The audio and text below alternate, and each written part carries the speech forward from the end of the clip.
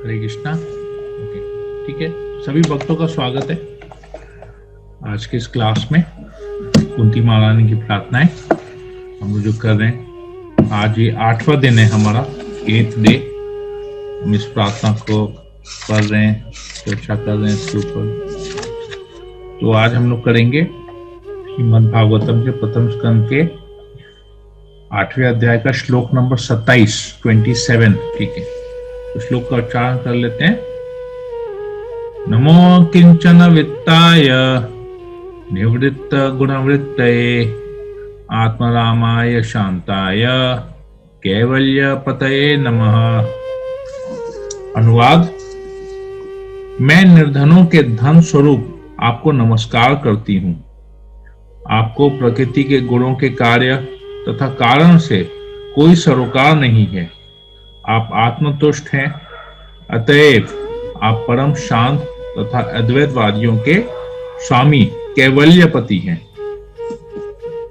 श्रील प्रभुपाद की जय। ओके, तो यहां पर कुंती महारानी, जैसे हमने पिछले श्लोक में पढ़ा था, कुंती महारानी श्लोक को एंड करती है अकिंचन गोचरम शब्द से। अगर आप लोग को याद होगा, कल हमने जो किया था, अकिंचन गोचरम, त्वाम अकिंचन गोचरम। तो कुंती महारानी कहती है कि आप गोचरम मतलब इजिली एक्सेसिबल है। किनके लिए इजिली एक्सेसिबल है? अकिंचन के लिए।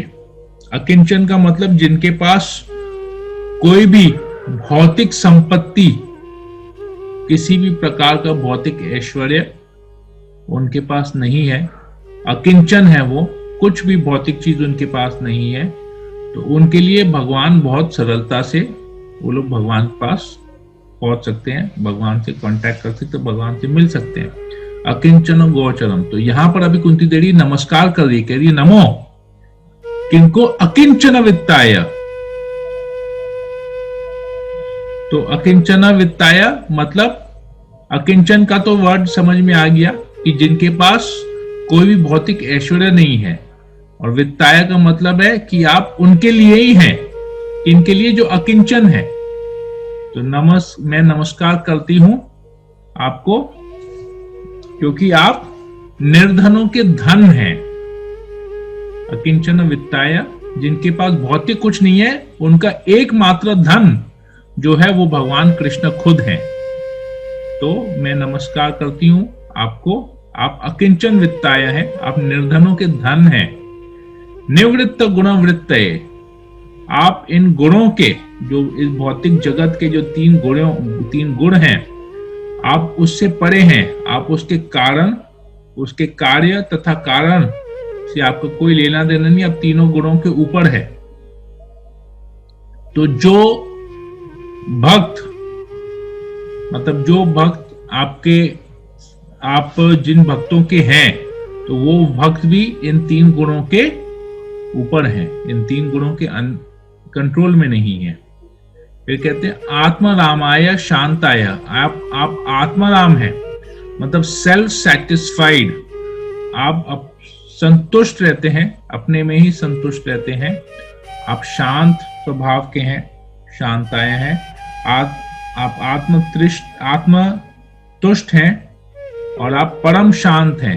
परम शांत मीन्स परब्रह्म हैं आप। और कैवल्य पते नमः, जो कैवल्य मतलब जो ब्रह्म में विलीन जो होना चाहते हैं, उनको यहां पर कैवल्य कहा गया है। कैवल्य पतय, पतय मतलब स्वामी, पति। कैवल्य पति, आप स्वामी हैं। किनके स्वामी हैं? जो आप में, ब्रह्म में, जो आपको ब्रह्म समझते हैं, ब्रह्म ज्योति समझते हैं और उसमें विलीन होना चाहते हैं। क्योंकि उनको ऐसा लगता है, जो ब्रह्म ज्योति की उपासना करते हैं, विशेषकर जो निर्विशेषवादी होते हैं, जो मोनिस्ट होते हैं, जो भगवान के साकार रूप को नहीं, भगवान के निराकार रूप को ही सब कुछ मानते हैं, वो लोग उन लोगों के आप स्वामी हैं। क्यों? क्योंकि वो लोग समझते हैं कि हम ब्रह्म में जब विलीन हो जाएंगे तो हमको शांति, परम शांति वहीं पर है जब हम ब्रह्म में विलीन हो जाएंगे। क्योंकि वहां पर कोई भी कार्य नहीं रहेगा, हम सेल्फ सेटिस्फाइड, अपने में आनंदित रहेंगे, क्योंकि वो परम आनंद ब्रह्म ज्योति है। और परम शांति वहीं पर ही मिल सकती है। तो ऐसे लोगों के आप पति हैं और आपको मैं नमस्कार करती हूँ। तो देखिए यहाँ पर 2-3 चीज बहुत इंपॉर्टेंट है। तो यहाँ पर कहते हैं कैवल्य पते, मतलब भगवान को इधर बताया गया है क्लियरली कि भगवान साकार रूप में है और निराकार भी है। तो जो भगवान को निराकार रूप में देखना चाहते हैं, भगवान उनके लिए निराकार रूप में आते हैं, परंतु भगवान साकार भी हैं। वास्तव में भगवान साकार रूप में है। उनके शरीर से जो तेज निकलता है वो ब्रह्म ज्योति होती है। तो उस ब्रह्म ज्योति में लोग जो विलीन होना चाहते हैं, भगवान उनके भी स्वामी हैं। तो सबके स्वामी हैं यहाँ पर भगवान। यहाँ पर कुंती देवी उनको नमस्कार कर रही है। तो प्रभुपाद जी बहुत सुंदर यहाँ पर लिखते हैं तात्पर्य में, बहुत सुंदर बात प्रभुपाद जी यहाँ लिखते हैं। कहते हैं यदि जीव के पास कुछ भी न रहे तो वह समाप्त हो जाए। अतएव यदि वास्तव में देखा जाए तो जीव त्यागी नहीं हो सकता। जीव किसी न किसी महत्वपूर्ण उपलब्धि के लिए त्याग करता है। तो अगर कोई जीव अकिंचन हो जाता है, उसके पास कुछ नहीं रहता, तो उसके पीछे भी कुछ मकसद रहता है उसका। वो जीव अपने आप कभी कुछ त्याग नहीं कर सकता, उसको बेटर कुछ चाहिए होता है, तभी वो उसको दूसरी चीज को त्याग करता। तो यहाँ पर अगर कोई भौतिक ऐश्वर्य को त्याग करता है तो बदले में उसको भगवान मिलते हैं। यहाँ पर प्रभुपाद जी एग्जाम्पल देते, उदाहरण देते हैं कैसे। एक विद्यार्थी अपनी बाल सुलभ चपलता का त्याग श्रेष्ठ शिक्षा प्राप्त करने के लिए करता है। तो एक जो स्टूडेंट होता है वो चाहे तो उस समय में दूसरे अन्य कार्य घूम फिर सकता है, खेल कूद सकता है, परंतु वो सारा समय हायर एजुकेशन के लिए देता है। तो वो कुछ सैक्रिफाइस करता है, अपने extra curricular activities, sports activities को त्याग करके वो पढ़ाई में आगे जाता है। तो उसको कुछ ना कुछ त्याग करना पड़ता है, सैक्रिफाइस करना पड़ता है। एक चीज पाने के लिए दूसरे का सैक्रिफाइस करना पड़ता है।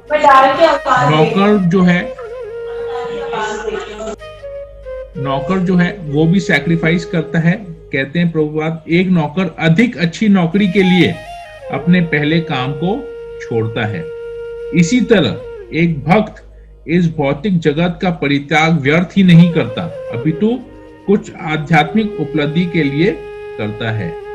परंतु भौतिक चीजों का त्याग दूसरी भौतिक चीज पाने में और भौतिक चीजों का त्याग आध्यात्मिक चीज पाने में बहुत अंतर है।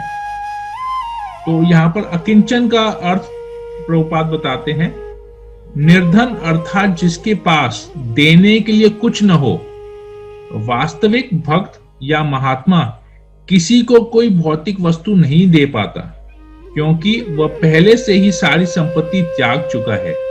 लेकिन वह परम धन का अर्थात भगवान का दान दे सकता है, क्योंकि भक्त का वास्तविक धन भगवान ही होते हैं। तो यहाँ पर अकिंचन वित्ताय, जो भौतिक दृष्टि से जिनके पास कुछ नहीं है, निर्धन है और उनके पास एक ही धन है, वो है भगवान। तो इसको कैसे हम लोग इसको समझ सकते हैं? एक बहुत सुंदर उदाहरण है श्रील सनातन गोस्वामी का। तो सनातन गोस्वामी आप लोगों ने शायद सुना होगा। एक बार एक ब्राह्मण था, उसको किसी कारण से उसको धन की आवश्यकता थी और वो शिव जी का परम भक्त था।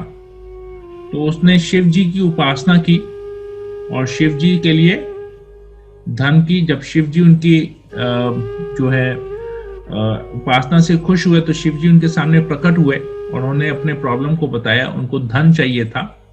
तो शिव जी ने उनको कहा कि तुम वृंदावन जाओ और वहां पर तुमको सनातन गोस्वामी मिलेंगे, उनके पास ही तुम्हारा प्रॉब्लम का सलूशन है, तुम उनके पास जाना तो तुमको मिल जाएगा। तो सनातन गोस्वामी के पास वो वृंदावन आता है और सनातन गोस्वामी की कुटिया, सनातन गोस्वामी अपनी कुटिया में बैठ के जप कर रहे होते हैं, हरिनाम जप कर रहे होते हैं। तो सनातन गोस्वामी के पास जाते हैं और उनको बताते हैं अपनी कि मुझे धन की आवश्यकता थी, मैंने शिव जी से प्रार्थना की, पूरा इंसिडेंट उनको बताते हैं। तो वो कहते हैं कि ठीक है, उधर सामने देखो कूड़ादान पड़ा हुआ है, उस कूड़ेदान में पारस मणि पत्थर है, तुम उसको ले जाओ। तो उससे तुम जिस चीज को भी छुआओगे वो अपने आप सोना बन जाएगा और तुम्हारे जो धन का जो प्रॉब्लम है वो सॉल्व हो जाएगा। तो वो तुरंत खुशी के मारे उस पारसमणि पत्थर को उठा के उस कूड़ेदान से पारसमणि पत्थर को उठा के लेके जाता है। पर जो ही थोड़ा सा आगे जाता है उसके मन में एक प्रश्न आता है, सबको डाउट आता है कि ये इतना मूल्यवान पत्थर, पारसमणि पत्थर कूड़ेदान में पड़ा हुआ है, मतलब सनातन गोस्वामी के पास इससे भी अधिक कोई मूल्यवान चीज है, तभी तो ये कूड़ेदान में पड़ा हुआ है। तो मुझे वो अधिक मूल्यवान चीज उससे लेनी है, न कि ये। तो तुरंत वहां से वापस घूमता है और सनातन गोस्वामी के पास जाता है और कहता है, उनसे प्रार्थना करता है कि आपने मुझे ये चीज दिया है जो कूड़ेदान में पड़ा हुआ था। मेरे हिसाब से मुझे ऐसा लगा कि यही सबसे अनमोल वस्तु यही है, परंतु इससे भी मूल्यवान चीज कुछ आपके पास है, तभी तो ये कूड़ेदान में पड़ा हुआ है। तो कृपया आप मुझे वो मूल्यवान चीज दें। तो बोले, एक शर्त पे मैं तुमको दूंगा, तुमको ये पारसमणि पत्थर फेंक देना पड़ेगा और तुम जाके यमुना में नहा के आओ और नहा के फिर मेरे पास आओ, तब मैं तुमको वो दूंगा। तो वैसे ही करता है, पारसमणि को फेंक देता है, यमुना में जाकर स्नान करके वहां पर वापस आता है सनातन गोस्वामी, और सनातन गोस्वामी उनको माला देते हैं हाथ में और कहते हैं ये हरे कृष्ण महामंत्र इस पूरे ब्रह्मांड का, पूरे सृष्टि का सबसे मूल्यवान चीज यही है, ये भगवान का नाम हरे कृष्ण महामंत्र मैं तुमको देता हूं। इससे तुमको, इस नाम, जब तुम नाम जप करोगे तो इससे तुमको भगवान की उपलब्धि हो जाएगी। तो कहते हैं कि इस भौतिक जगत में बहुत लोग ऐसे होते हैं जो भगवान के पास जाते हैं अपनी भौतिक इच्छाएं पूरी करने के लिए, ये मांगने वो मांगने, परंतु जो सनातन गोस्वामी जैसे भक्त होते हैं, जो भगवान के शुद्ध भक्त होते हैं, अकिंचन होते हैं, उनके पास भौतिक कुछ नहीं है, भौतिक चीज कुछ भी नहीं है, जो भी भौतिक चीज है उसको त्याग दिए हैं। तो वो भक्त क्या करते हैं, वो कृष्ण से मांगते नहीं हैं, वो कृष्ण को ही मांग लेते हैं। तो ये हम लोगों को ये चीज सीखना है, जब हम लोग भक्ति में आए हैं हमको ये सीखना है। और यहाँ पर कुंती महारानी कह रही है, आप जो है अकिंचन वित्ताय है, निर्धनों के धन आप ही हैं। तो आगे हम देखते हैं, ऐसा यही सिमिलर चीज प्रभुपाद के लाइफ में, हम लोग जो प्रभुपाद के लाइफ हिस्ट्री के बारे में देखते हैं, तो प्रभुपाद के जीवन काल में भी ऐसा ही कुछ हुआ था। प्रभुपाद जी जब बहुत यंग एज में उनका अपने गुरु महाराज श्रील भक्ति सिद्धांत सरस्वती ठाकुर से मुलाकात हुआ था, तो उन्होंने कहा था कि तुम बहुत, प्रभुपाद जी को कहा था उन्होंने कि तुम इंग्लिश लैंग्वेज में बहुत माहिर हो, तो तुम, मेरी इच्छा है कि तुम पाश्चात्य देश में जाके कृष्ण भक्ति का प्रचार करो, सारे ग्रंथों को इंग्लिश में ट्रांसलेट करके इसका प्रचार करो। तो प्रभुपाद जी ने तो इंस्ट्रक्शन लिया, परंतु वो बोले कि अभी तो मैं गृहस्थ हूं, अभी तो मुझे बहुत बिजनेस करना है, मुझे बहुत कुछ पैसा कमाना है, जब मैं धन कमा लूंगा उसके बाद मैं उस धन को फिर इस सेवा में लगाऊंगा। तो भगवान की कैसी कृपा हुई प्रभुपाद के ऊपर, धन तो कमाए परंतु सब कुछ उनका नुकसान हो गया। उनके फैक्ट्री में आग लग गई, उनके यहाँ चोरी हो गई, बहुत कुछ था, तो उनकी सारी, उनका जो भी भौतिक धन था सब कुछ उनका खत्म हो गया, एवरीथिंग, सब कुछ खत्म हो गया। तो भौतिक चीजें सब कुछ खत्म हो गई। तब उनको अपने गुरु महाराज के आदेशों का वापस से याद आया और वो कृष्ण भावनामृत का प्रचार करने के लिए अमेरिका चले गए। और उसके बाद का तो सब आपको पता ही है कि प्रभुपाद ने कैसे विश्व भर में 108 मंदिर बनाए, इतने लोगों को, हजारों की तादाद में लोगों को कृष्ण भावनामृत दिया, भगवान की भक्ति करना सिखाया, सब कुछ सिखाया, इतना कुछ सिखाया। तो ये हम लोग देखते हैं, तो जब तक भौतिक ऐश्वर्य हमारे पास है तब तक हमसे भक्ति नहीं, हाँ अनलेस जैसे हमने कल चर्चा किया था कि जो भी हमारे पास भौतिक संपत्ति उसको हमको भगवान की सेवा में लगाना बहुत जरूरी है।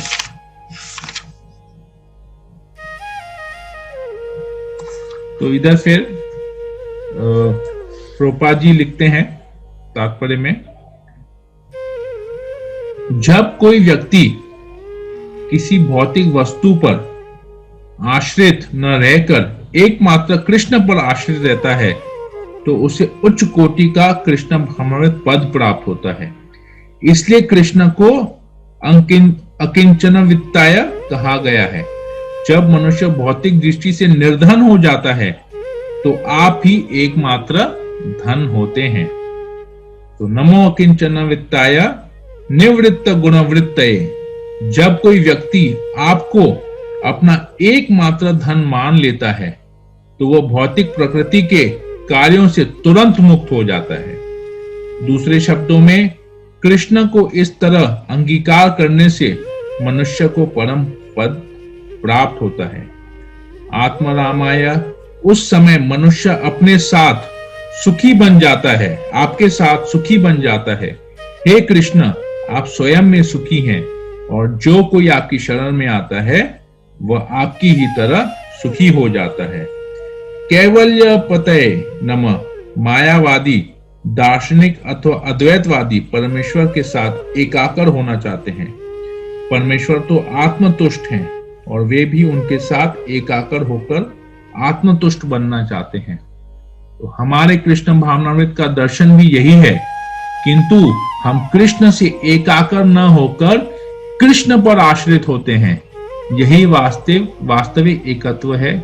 यदि हम कृष्ण के आदेशों का पालन करें और उनसे किसी प्रकार की असहमति न रहे तो हम वास्तविक एकत्व को प्राप्त होते हैं। तो यहीं पर ये आता है इसका एक्सप्लेनेशन। ये बहुत सुंदर है। तो भगवान निर्धनों के धन है। तो जिनके पास ये धन आ गया है, क्योंकि भगवान तीनों गुणों से ऊपर है, तो वो भी तीनों गुणों से ऊपर चले जाता है। भगवान आत्मा राम है, सेल्फ सैटिस्फाइड है, आत्मतुष्ट होते हैं, उनको परम शांत है।